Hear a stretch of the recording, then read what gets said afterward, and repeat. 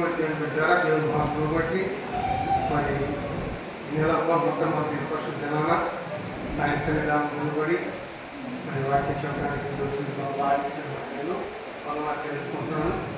మరి గత నెల నేను పనిచేస్తున్న కాలేజీ నుంచి లీవ్ అయ్యాను.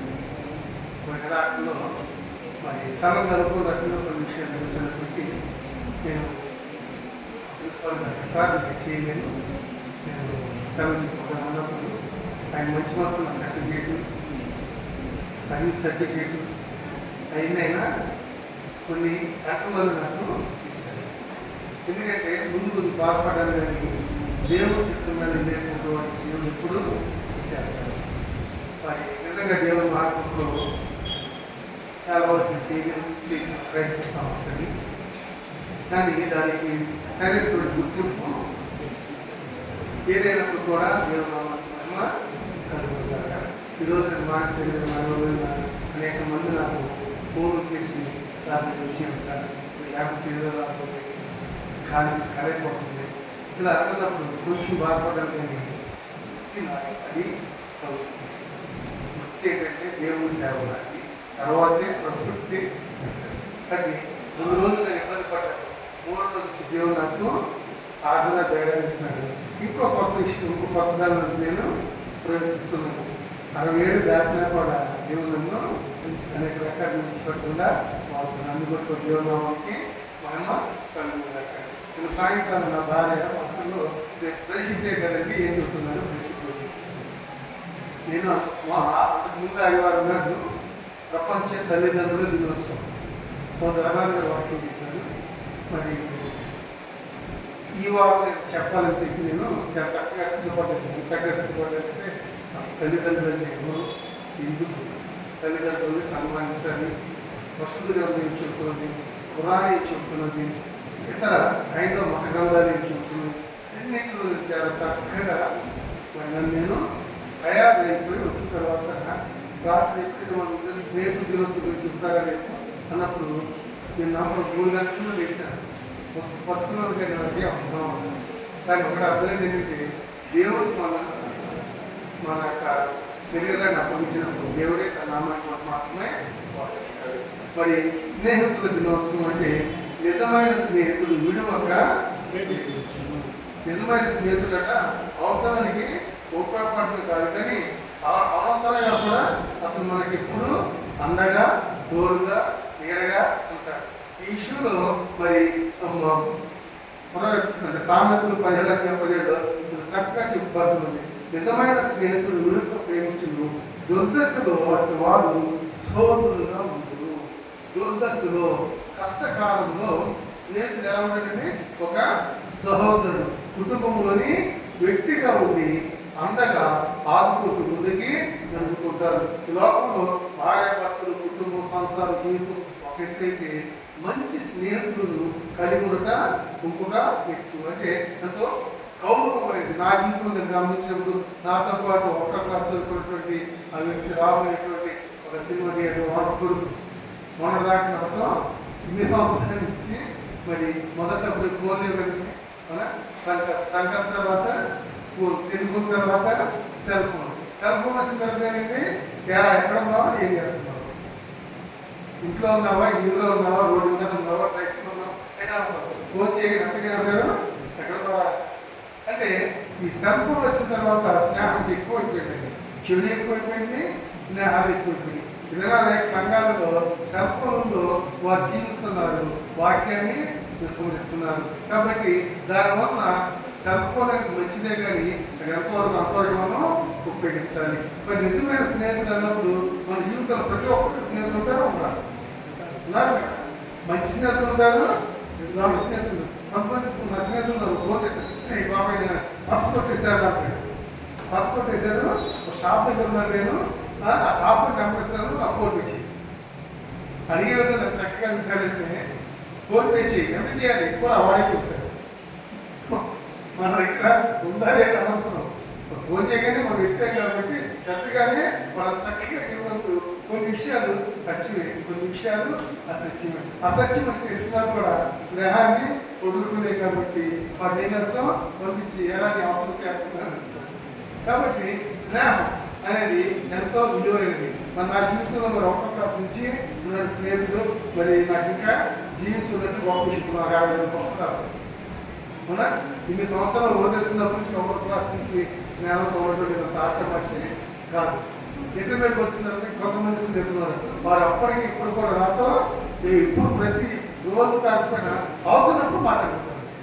మిగతా అస్సలు మాట్లాడడం 6 నెలలైనా 3 నెలలు అసలు మాట్లాడుకుంటారు. కానీ నేను అవసరం ఉంటే పలానా టైం ఉంది, పలానా రోజు ఉంది, పలానా త్వరగా వెళ్ళాను అంటే ఇంకా ఎనక వాటిని అర్థం చేసుకోరు. నీ పరిస్థితి ఏంటి, నువ్వు ఉన్నది ఏంటి, అది వాడికి అనవసరం. ఎందుకంటే వాడికి అవసరం ఏంటంటే నీ ప్రెజెన్స్ అతనికి కావాలి.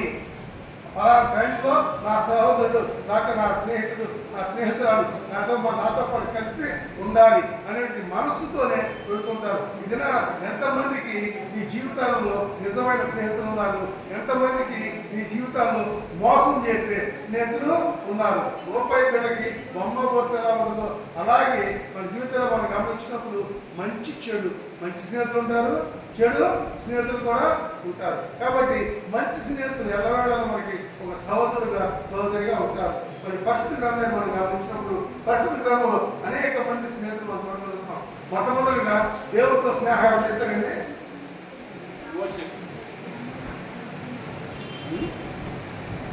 దేవుడితో పాటు నడిచేది కదా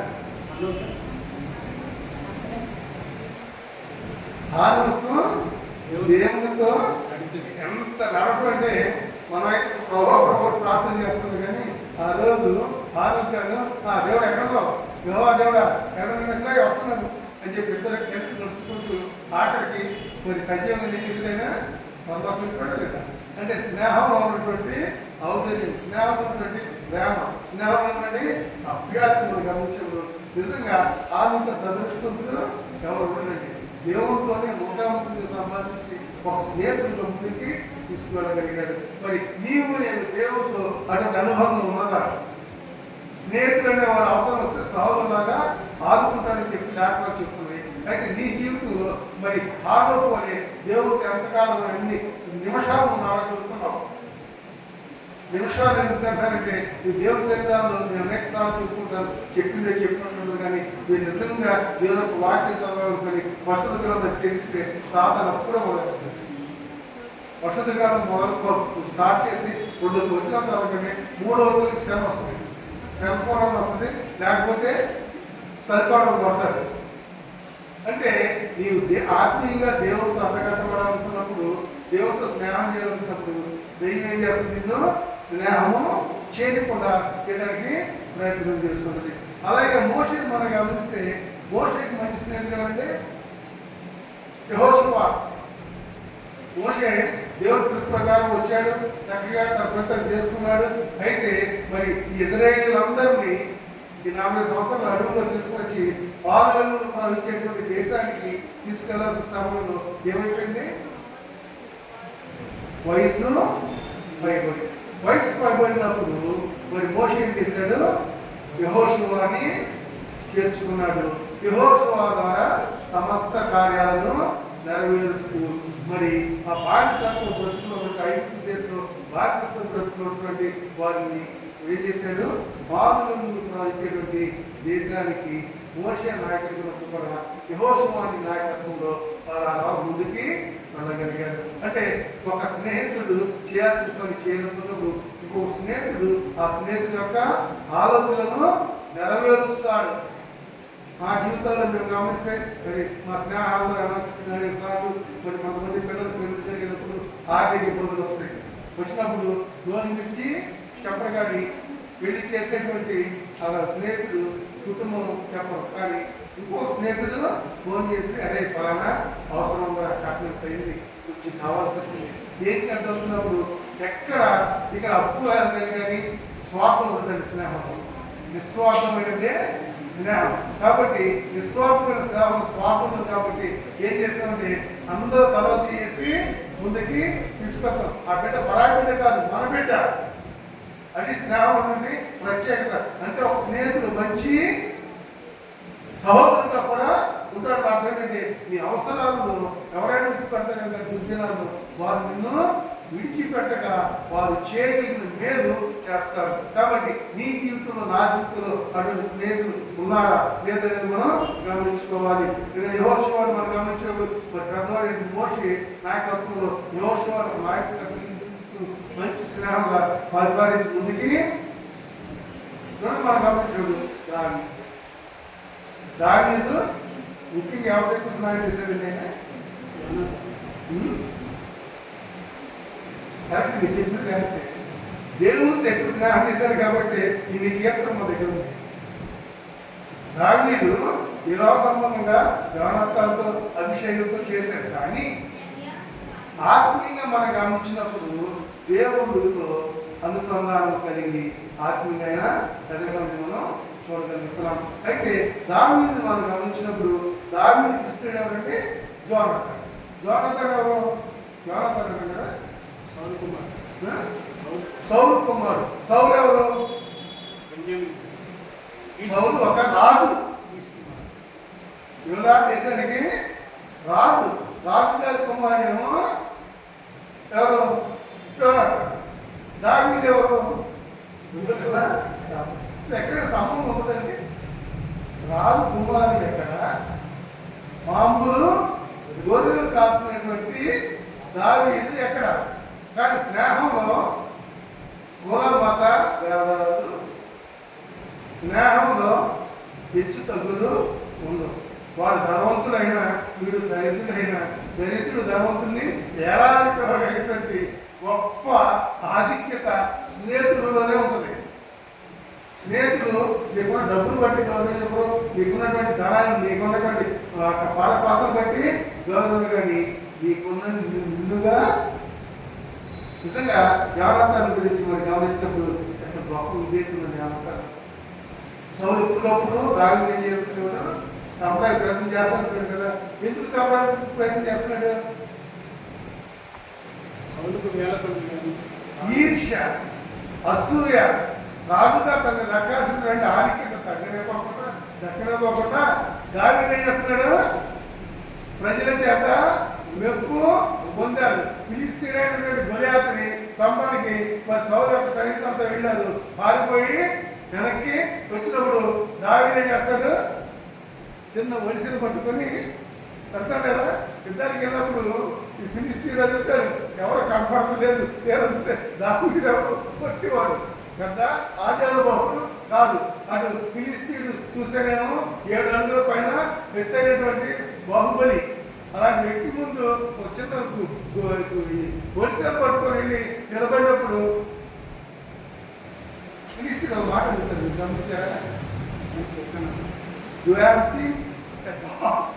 కుక్కలు కొడతాకి వచ్చినట్టు వస్తావా? నేను నీ కుక్కలా కనపడుతున్నానా? సౌలు యొక్క సైనికులందరూ పారిపోయి వారి ప్రాణం దక్కించుకు వెళ్ళిపోతే నువ్వు నేనంత లేవు, జాగ్రత్త లేవు, నువ్వు నా ముందు ఎదురు చేయడానికి వచ్చినప్పుడు దావీదు ఉన్నటువంటి దేవుని ఉన్నటువంటి విశ్వాసము బయటపడుతుంది. దావీదు నేను ఈ యొక్క ఏమనండి వడిసెలతో కాదు, కానీ నేను నిన్ను దేవుని నామంలో మన జీవితాల్లో స్నేహితులు ఎంత అవసరం గమనించినప్పుడు దావీదు ఎప్పుడైతే ఒడిసెలతో ముదుటి మీద కొట్టాడో ఆజానుభవించినటువంటి ఫిలిష్తీయుడు ఏమైపోయాడు? ఒక్క వాళ్ళ పడ్డాడు. గమనిస్తే దావీదుకి సాష్టాంగ నమస్కారం చేసి పడ్డాడు. అంటే the God who given the power to you if you have a given relation. దేవుడితో మరి మంచి సన్నిధిని మనం ఉన్నప్పుడు దేవుడు అనేక అద్భుత కార్యాలను చేస్తాడు. అదే సమయంలో యోనాతాను మనం గమనించినప్పుడు అనేక విషయాల్లో సౌలు దావీదు పట్టుకుంటున్నప్పుడు ఏ మాత్రము ఆలస్యం చేయకుండా ఇప్పటికప్పుడు దావీదు ఏం చేశాడు? చూపిస్తున్నాడు. ఎందుకంటే యోనాతానుకు తెలుసు దావీదు దేవుని చేత అభిషేకించబడినవాడని. యోనాతానుకు తెలుసు నేను సౌలుకి విధేయత కలిగి ఉండకూడదు, కాబోయేటువంటి రాజైనటువంటి ఈ యొక్క గొప్ప దావీదుకి నేను సేవకుడిగా ఉండాలి. నిజమే, యుద్ధంలో గెలిచిన తర్వాత ఇంటికి వెళ్ళిన దగ్గర చదవండి, ఆశ్చర్యకరంగా ఉందంటే మరి సౌలులు అందరూ ఓడిపోయారు కదా. ఓడిపోయినప్పుడు మరి యోనాతాను దగ్గరికి మాత్రం దావీదు ఏం చేస్తాడు? నా ప్రియ స్నేహితుడిని తీసుకుని అన్ని అతనికి ఏమాత్రం ఉన్నట్టు లేకుండా రాజభవనంలో ఆయన సమస్తము స్నేహం ఉంటుంది, గొప్ప ఆధిక్యత. అటువంటి స్నేహితులను తెలిసి మనకు ఎంతో గొప్ప మరి విషయంగా మనం గమనించాలి. అంత మాత్రం కాదు కానీ సోమం గమనిస్తే అసూయ. ఈ దినాల్లో స్నేహితులు కూడా అసూయ ఎక్కువ ఉంది కదండి. కానీ మన స్నేహితులే మంచిగా గొప్ప సుఖంగా సంతోషపడడం కంటే అసూయ పడతాం. అది మంచిది కాదు. అసూయ ఏం చేస్తుంది? నాశనానికి ముందు గర్వం, అసూయ నడుచును. ఈ దినాన్ని నేను పనిచేసిన కార్యం కూడా అదే జరిగింది. దాన్ని బట్టి కూడా బాధపడాలి. ఎందుకంటే నువ్వు మంచిగా పనిచేసుకెళ్తూ ఉంటే, అభివృద్ధి చెందుతూ ఉంటే, ఆ సంస్థ అభివృద్ధి చెందుతాన్ని కొంతమంది చూసి ఆనందించరు. దాన్ని ఏదో ఒక రకంగా పాడు చేయాలనుకుంటారు. పాడు చేయడానికి ఎవరైతే అభివృద్ధి చేస్తున్నారో వారిని అక్కడి నుంచి తీసుకువెళ్ళని చెప్పి నిర్ణయించుకుంటారు. ఇక్కడ మనం గమనించినప్పుడు దావీదుని మరి యోనాతాను విడిచిపెట్టలేదు, యోనాతాను దావీదు విడిచి అది స్నేహంలో. మరి అటువంటి స్నేహానికి నీ విధానాలు ఎంతమందికి ఉన్నది. ఇంకా మనం గమనిస్తే యేసుప్రభు శిష్యులతో యేసుప్రభు అంటారంటే మీరు నా మంచి స్నేహితులు అంటాడు.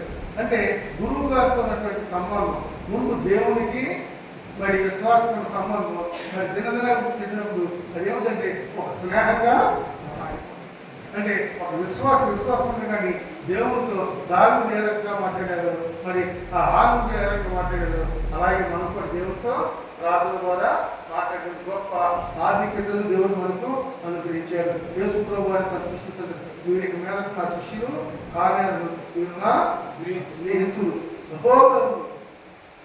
గొప్ప ఆధిక్యత నయోమి రూతు మనం గమనించినప్పుడు నయోమి యాక్చువల్గా నయోమి ఉంది అత్త, కానీ స్నేహంలో మంచి స్నేహితులు ఉన్నారు కాబట్టి రూతమ్మ అయితే నయోమితో పాటు చేసింది వచ్చింది కాబట్టి రూతమ్మ నయం వదిలిపెట్టిందా? బోయాజు యొక్క భార్యగా చేసింది. అది స్నేహం గొప్ప విచిత్రమైనటువంటి గొప్ప అద్భుతకరమైనటువంటి విషయాలు. నువ్వు ఎటువంటి స్నేహితులు కలిగి ఉన్నావు, 10 మంది నీ స్నేహితులు బట్టి నీ యొక్క క్యారెక్టర్ అనేది నిర్ణయించవచ్చు. కాబట్టి నీకు ఎలాంటి స్నేహితులు నీతో ఉన్నారు? ఇక్కడ బైబిల్ గ్రంథాన్ని గమనించినప్పుడు మరి పౌలు గారికి అనేక మంది తీర్మతి, మరి బర్నబాసు, సైలస్ అనేటువంటి వారితో ఎంతో స్నేహం ఉంది. కాబట్టి పౌలు గారి ఉత్తరాలు రాసి ఏమంటాడు?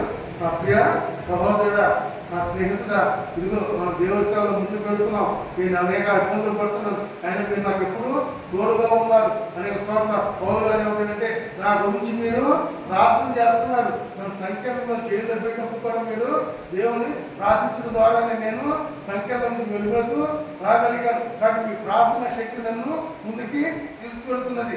దేవుడు నీకు ఇచ్చిన కార్యాలను నువ్వు ఏ రకంగా చేయగలుగుతున్నావు? It's very very important.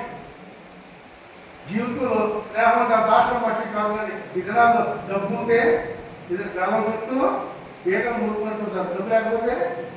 కానీ నిజమైన స్నేహితులు కలిగినట్టు గొప్ప ఆశ్చర్యకరమైనటువంటి విషయం. కాబట్టి పౌలు బర్నబాసు జీవిత చరిత్ర మన సైలస్ గారి గమనించడం అనేక మరి అధ్యాయాలు గంటల గంటలు చూసుకోవచ్చు. కానీ నేను స్నేహితులు వస్తున్నాను, నీకు మంచి స్నేహితులు ఉన్నారా? ఈ లోక సంబంధంలో మంచి స్నేహితులు ఉన్నారన్నమాట. దేవుడు ఏమన్నాడు? నేను స్నేహితులుగా ఉండి నీ ఆలోచనలు నేను సరిద్ది చక్కదిద్ది లోపల ముందుకు తీసుకెళ్తానంటే మన స్థితి ఎలా ఉన్నాడు? దేవుడితో స్నేహం చేయడానికి ఇష్టపడుతున్నామా? లోకంతో స్నేహం చేయడానికి ఇష్టపడుతున్నామా? లోకంతో స్నేహం చేయాలి తప్ప మన హ్యాండిల్ సహోదరులు కృష్ణునికి ఎవరంటే స్నేహితుడు కూర్చోడు ఎవరు? సామాన్య. మరి కృష్ణుడు ఒక రాజు. కానీ అందరూ చూడటానికి కూర్చొని వచ్చినప్పుడు కృష్ణుడు ఒక మాట చెప్తారు. నిజంగా అది ఏమాత్రం పక్కన పెడతాము.